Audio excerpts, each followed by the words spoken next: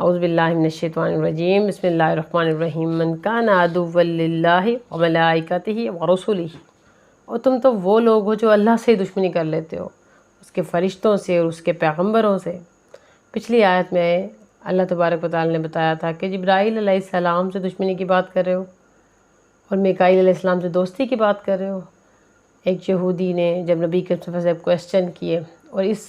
شرط پر کہ جبرائیل علیہ السلام اگر آپ کو پیغام نہیں لا کے دیں گے تو ہم اسلام قبول کر لیں گے، کہ جواب میں اللہ تعالیٰ نے کنکلیوژن دے دیا